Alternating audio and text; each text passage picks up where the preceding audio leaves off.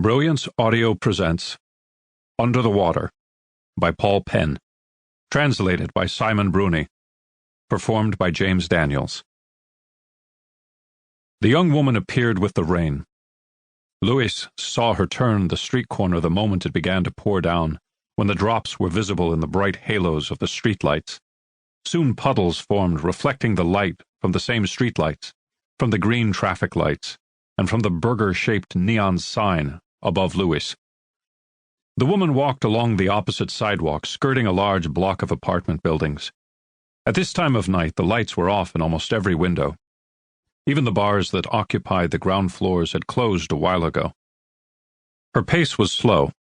She didn't bother to take cover from the rain under a roof or protect herself with an umbrella. "You're going to get soaked!" Louis yelled from where he stood at the counter under the neon burger sign. Beside him, with a spatula in his hand, Ray laughed when he saw her jump. She put her hood up, as if she'd just remembered that her sweatshirt had one. The light gray of the cotton darkened as the rain soaked it.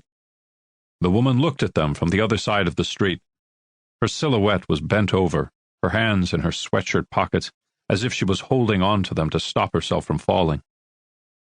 They couldn't make out her face in the shadows under the hood, only a bright spot that emerged from them that could have been her nose. "Drunk? Or high?" Louis asked in a low voice.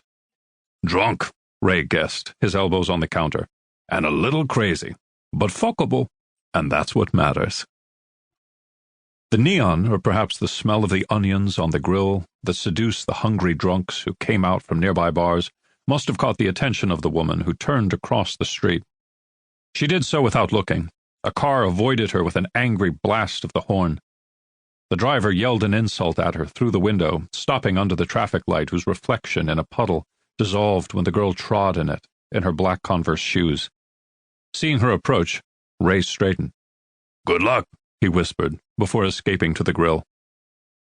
From there the cook would shoot his mouth off about customers who couldn't see or hear him.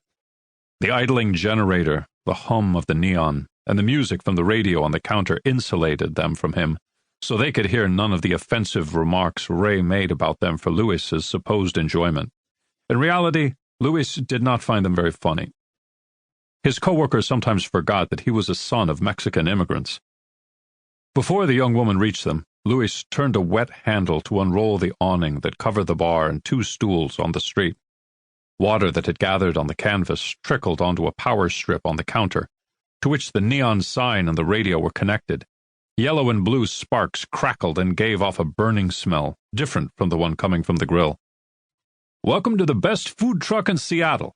Those were fireworks to celebrate your arrival," Louis joked to play down the dangerous wiring. "Little wet, huh?" The woman didn't respond. She sat on one of the stools without drying it. Louis wiped the counter, the bar, the laminated menus, the ketchup and mustard bottles. She sat, looking at the ground with her hands between her knees. She was clutching her sweatshirt's cuffs with her fingers, hiding her hands as if she was cold. "Are you all right?" asked Louis. The light inside the van softened the shadows under her hood, revealing her face. She was much prettier than he'd expected. The neon created an optical illusion on her pale skin, like makeup outlining her cheeks in orange and accentuating the curvature of her top lip, the volume of her lower one. Her pronounced nose didn't make her ugly in the least, it only added character. Louis guessed she was around his age, about 25. "Told you she'd be fuckable," Ray declared from the privacy of the grill at the back of the truck. The stream of obscenities had begun. The sound of the rain would hide Ray's off-color commentary even more, but to make sure the girl didn't hear it, Louis turned up the radio. In the early hours, they tuned it to a station that played melodic soft classics that helped make the atmosphere more relaxed and dampened the spirits of passers-by wanting to carry on the party. Now it was playing something by the Carpenters. On tiptoes to reach the set above him, Louis's eyes flicked to the open zipper on the woman's sweatshirt. He discovered that she had nothing on underneath. Her hair, divided into two parts on either side of her neck, dripped water onto the material over her breasts. The way the wet cotton clung to her nipples confirmed her nudity. Her hair seemed wetter than the rain would have made it. It hadn't been raining long enough to soak it this much.